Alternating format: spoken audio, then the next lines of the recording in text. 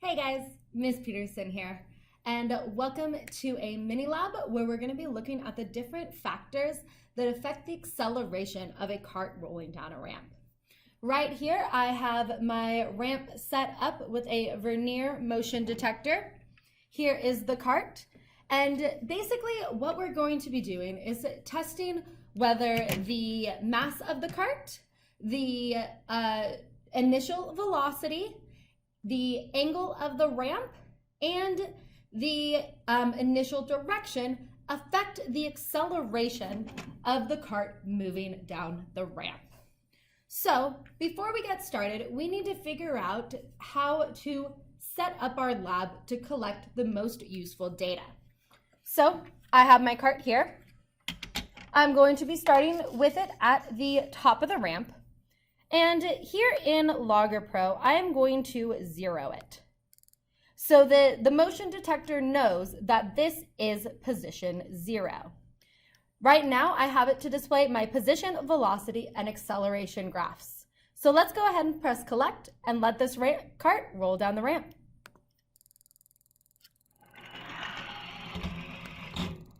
Okay. So note that big jump at the end, and you can see that very clearly in the acceleration graph. That big dip is when the cart bounced off and came to a stop. We can see the curve of the position time graph that is characteristic of accelerated motion, and we can see that steady increase in velocity as it went down the ramp until it came to an abrupt stop. We can also see in this chunk that constant acceleration, okay, which you might remember is also the slope of the velocity time graph. Now, the motion detector does get a little wobbly when measuring the acceleration, so we're actually going to be determining the acceleration using the slope of that velocity time graph. Now, I held it for about a second before I let it go, and it took a little over 3 seconds to reach the end of the ramp. So I'm going to set up our experiment so that it only collects data for 3 seconds. This will allow us to focus in on the cart rolling down the ramp and eliminate that noise that comes from it crashing into the bottom of the ramp. Okay, so let's go ahead and run our first control trial. Basically, with everything set up exactly as it is, we're going to determine the acceleration of the cart going down this ramp. Now, we're going to focus in on just that velocity graph, okay, so that we can see how that velocity changes and calculate its acceleration in a super clean way.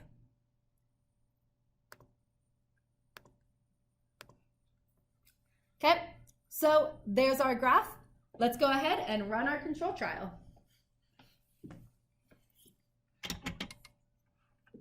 So get my cart set up. I'm using a ruler to let it go so that I make sure I am not pushing and giving any initial velocity to the cart. So all of the acceleration comes from gravity pulling the cart down the ramp itself. And let's go ahead and see how this works.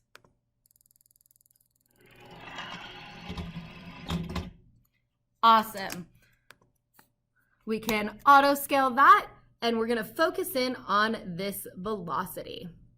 If I select it, LoggerPro will actually give me the slope of the line. Okay, it's pretty consistent through this chunk. There's a little bit blip at the front, so I'm going to go ahead and get rid of that and just focus in on where that constant acceleration occurs, because that's when I know it's going down the ramp. So the slope, which is the acceleration, has a value of 0.7007. Let's go ahead and store this run and start running our lines. Okay. Now, the first variable that we're going to test is the mass of the cart. We're going to change the mass and see how that affects the acceleration. What do you guys think? Do you think it's going to go faster when I have a heavier cart? Or do you think the acceleration value is going to be the same? What is that going to look like on our velocity graph? So here's my cart. I have masses here, okay? They're about 250 grams each that I'm going to add to our cart.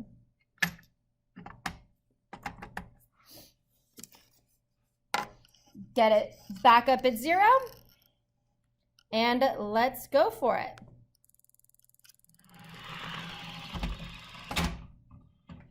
Okay, so we have a pretty clean line there. I let it go a little bit earlier, which you guys can see in the data. But what about this acceleration? What are the first things you notice about that slope? Let's go ahead and get a number value for it. So I'm going to select a relatively consistent part of that and do the linear fit for that run. And I have a slope of 0.7090. So how does the mass of the cart affect the acceleration of the cart going down the ramp? You tell me. Okay, so the next variable that we're going to test is the initial velocity of the cart. Instead of letting the cart go from rest, I'm going to give it a little tap and give it some initial velocity. We'll see how that affects the acceleration of the cart as it rolls down the ramp.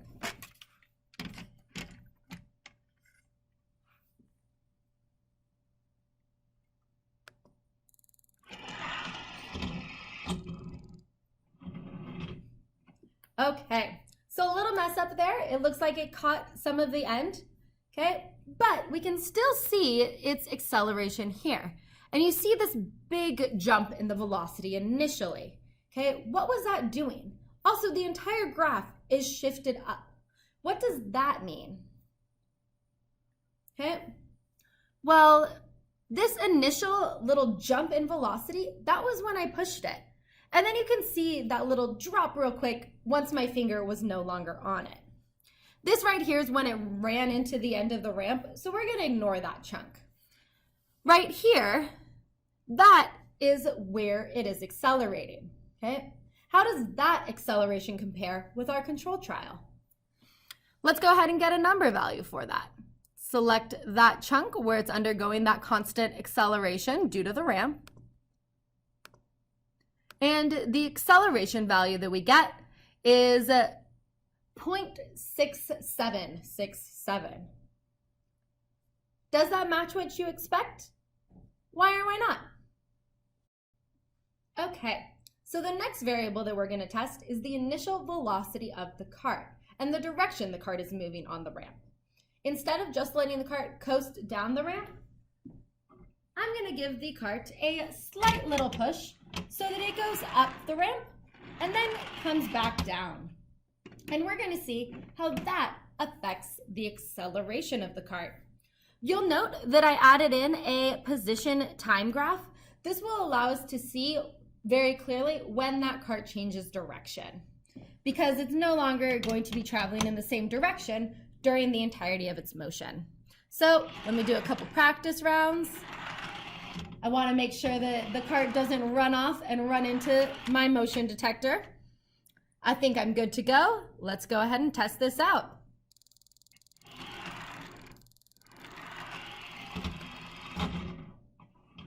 Okay, we have a very nice clean graph in this one. Here we can see that it changed direction. It was going toward that 0 point and then started going away right about the 2-second mark. Okay, so right about here on the graph. How did the velocity time graph change during that time? What did it do? How does the acceleration compare both before and after that change? Okay. Let's go ahead and get a number value for that acceleration. I can highlight the section where it has that constant acceleration. How is the acceleration constant even though that cart is going back and forth? Why does that look still like a straight line? If I go ahead and put in that number value, I get 0.746 or 0.75. Does that match what you expect? Why or why not?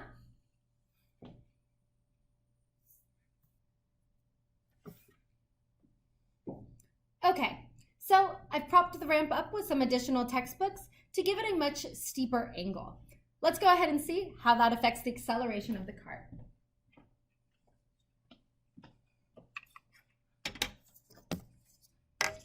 For this one, I am just going to be letting it go from rest. So I have my ruler set up. Let's go ahead and press collect. Oh, we don't need this position time graph anymore.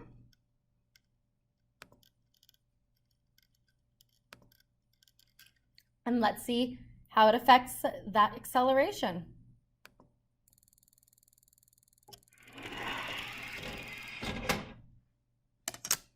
Okay, so you can see I let it go a little bit later that time, but what do you notice about that acceleration? How did that velocity change compared to the control test? We can get a number value from it. There's a little bump here, so I'm not going to select that chunk. I will select it from a little bit higher up, or, it goes up and back down. It'll probably be fine.